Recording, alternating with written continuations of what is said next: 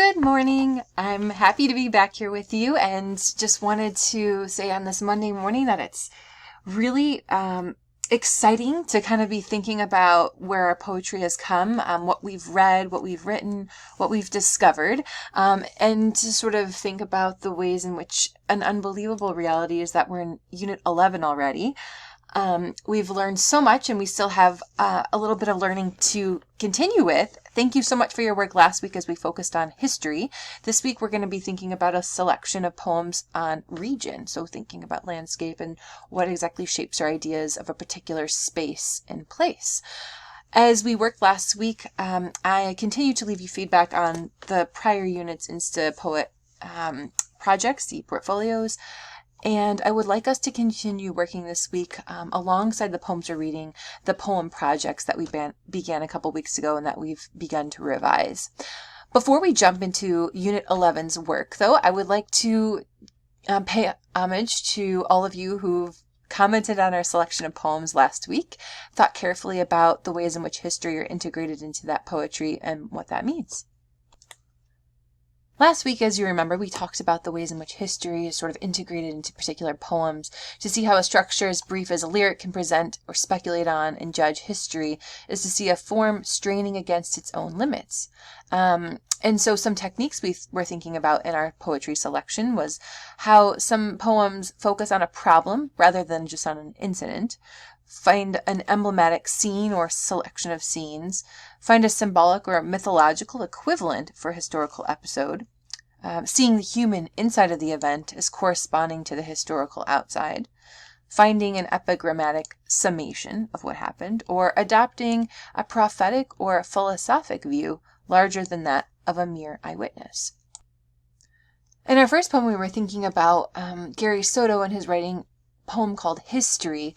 And so, Soto's ability to tell a story, to recreate moments of his past, and to transport his reader to the world of his childhood is felt within each of these poems, I think. And specifically in History, Alicia Fields, who's written about his work, says Soto's remembrances are as sharply defined and appealing as bright new coins.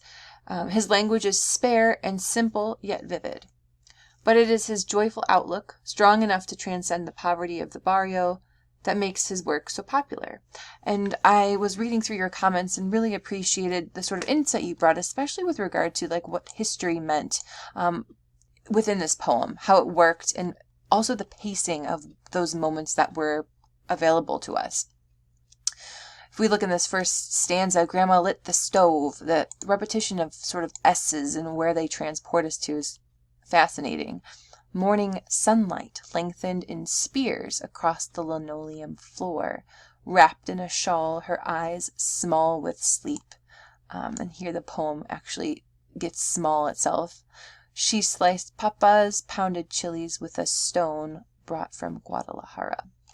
And again, we see this sort of repetition of spears later when she's in the market. She pulls out peppers and beet spines of asparagus, and sometimes asparagus spears is sort of this connotation here, from her blouse, tiny chocolates from under a paisley bandana, and smiled. One of the typos I had, I'm so sorry, was it said banana. It should have said bandana. I really appreciated the feedback, Anahi. You said it's this section here kind of sounds as if she was stealing. I do know that at the time life was more difficult, still difficult though, but money wasn't enough to eat something nicely. And you talked about, your own experiences. Thank you, Anahi, for thinking about what it meant to try to find food, try to provide for the family. Clothing and shoes was sometimes we needed to buy. Sometimes, if it was possible, we would grab a food on the street markets to eat something as crazy life. English and Spanish is what I use in my daily life, which is good but annoying at the same time. One of the things I thought was interesting is that this isn't a sort of poem written, a sort of bilingual poem. It just hugs English. We got maybe the word papas here for potatoes, but other than that, it's not sort of integrated as we have seen in the past. I also appreciated comments from Kenzie, who was thinking about how poetry And history as a concept, as an ideology, flips it on its head. In general, we think of history as broad, widely impactful events from the past, but in this, history becomes a single woman, and it becomes a collection of intimate and personal memories about Grandma. Kenzie, you said that this was a sort of example of looking at the author using emblematic scenes. Emblematic here is being a kind of representative example, right? We're introduced, you said in the first line, to Grandma as she's intertwined with images of light. She's viewed affectionately, and as we move forward, this is strengthened. The line I commented on is an example of this. Grandma lit the stove. Morning sunlight lengthened in spears across the linoleum floor.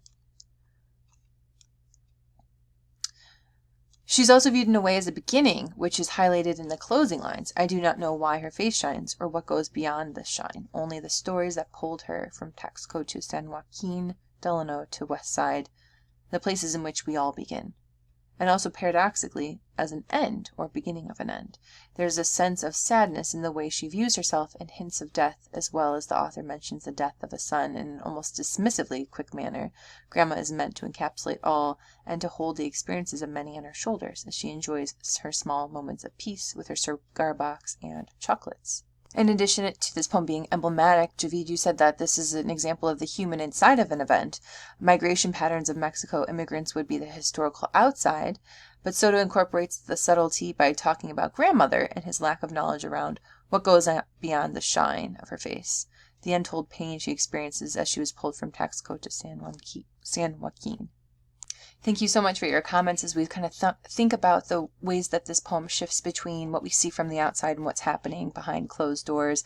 I think this image of a secret cigar box of bright coins and bills counted in English, then in Spanish, then buried again is kind of a nice analogy for what this poem is doing itself, is bringing to the present, counting the sort of experiences, weighing them, and then burying them again for safekeeping. I appreciate, again, these comments, thinking about the first poem on history. Let's move on to thinking about what you commented on or were excited about in terms of Langston Hughes' poem, World War II.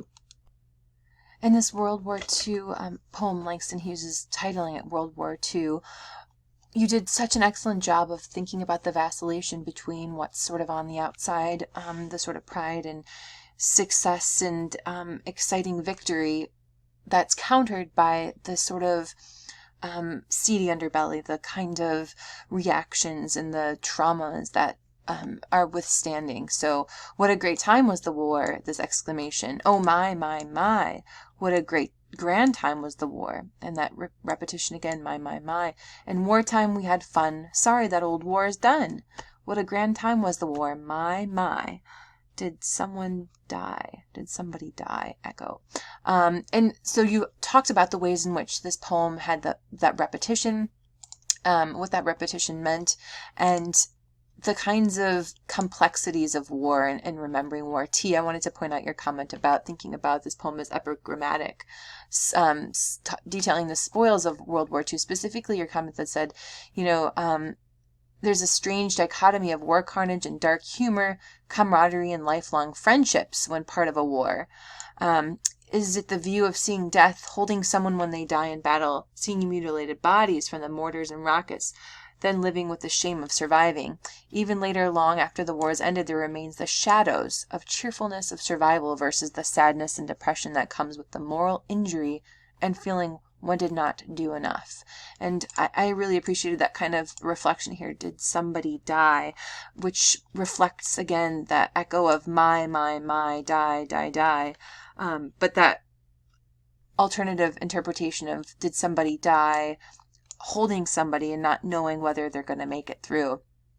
Jamia, you pointed out this repetition as well. You said the last part of the poem, did somebody die, is really painful. As I could just hear the echo as I read it, the tone of the poem felt as if it was an upbeat, maybe perhaps because of the exclamation marks. Poem felt as if it was upbeat, but ended with a bit of uncertainty. Absolutely, so the question comes at the end. Michaela, you had mentioned the word fun, how that stuck out to you. In wartime, we had fun. You said the poem references the composure and lack of emotions that came after the war was over. The reference to the word fun has an important impact on interpreting the theme within. The poet was trying to maybe convey the feeling of numbing themselves after the war, like convincing yourself everything is okay. so that you do not fall into the hole of emotional pain and turmoil. So again, like thinking about someone's psyche, the sort of what's on the face value of something, and then what's happening maybe more internally. Josh, you kind of talked about that too. You said two sides of the same coin. With war, we initially think that if we win, we'll gain profits and taste of victory. However, reality kicks in and we begin to process the number of people who died on both sides. And I think that was T's point too, that part of victory means that we're recognizing the sort of sacrifices of others. I was talking to my grandpa yesterday, who was just turning 89, and so he was born in 1934, and was talking. I said, oh, so you would have been around, World War II. And he said, I remember everything.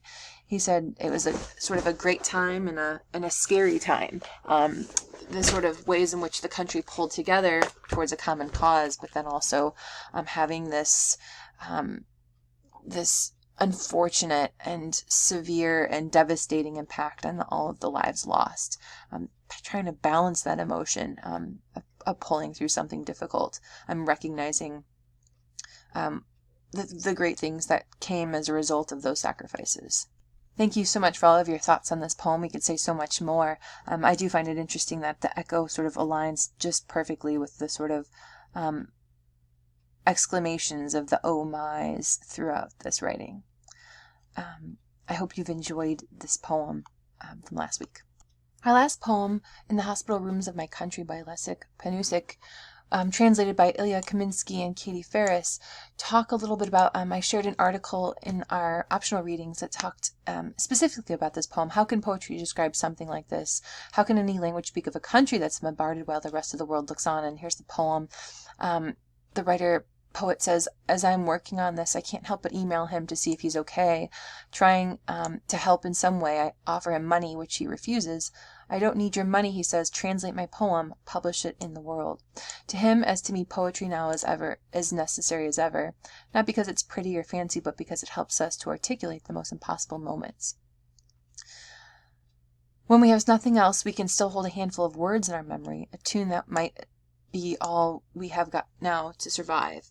Memorize new lines of poetry if you can. You might need them one day, warplanes or not. When facing the blank walls in in crisis everyone needs a bit of music, a tune, a balm. This poem is an example of focusing on a problem rather on a set of specific instances, and doing so through the lens of different words of an alphabet. Adam, you said that the author of the poem used the alphabet to interpret what it was like to go to war, personification of letters fighting alongside each other is homogeneous to how soldiers were taught, or perhaps is descriptive of how soldiers were taught, or likened how they were taught. However, what made the author's wordplay very riveting is how the alphabet was interpreted in more ways than just one. The alphabet would interpret formed words that wouldn't want to be seen leaving out of anyone's mouth in the midst of battle. Here, the sort of crux of the poem, the language in a time of war can't be understood. Inside this sentence is a hole. No one wants to die. No one speaks. So here's that very visible hole set off by the dashes in the middle of this poem. But what does it mean that the language in a time of war can't be understood? And that's something that we see here. T made a nice comment about thinking about the ways that this particular poem makes use of perhaps a reference to some of the acronyms. And I think a lot of the students appreciated that you said, though the poem is universal in its depiction of the destruction of war, letters of the alphabet go to war. Acronyms and abbreviations, names of military units. The list is endless. I'm sure the Ukrainian military has just as many letters. Clinging to one another, standing up, forming words no one wants to shout. Sentences that are blown by the mines in the avenues. Stories shelled by multiple rocket launches means the signs off the buildings on the avenues and streets that lay in the heaps of rubble of bombed buildings. Rebecca, you know that the poem uses the use of language on buildings as a metaphor for people. Each letter is a person in a hospital bed, a beheaded eye, etc. The language as a whole represents the people who are refusing, quote, to speak, unquote, as well as not understanding each other. What is simply missing letters from buildings becomes a larger metaphor for the loss of war. And I was sort of struck by the ways in which the author chose particular letters to represent what we're seeing here, the windows of the letter A. Other countries watch how the letter I loses its head, how the roof of the letter M falls through. So how the language, the alphabet itself, becomes likened to features of destruction, but of linguistic destruction in this case. Here the letter, the soft sign has its tongue torn out due to disagreement. A quick look at the Ukrainian alphabet and you'll see the destruction therein. Can't see it any other way.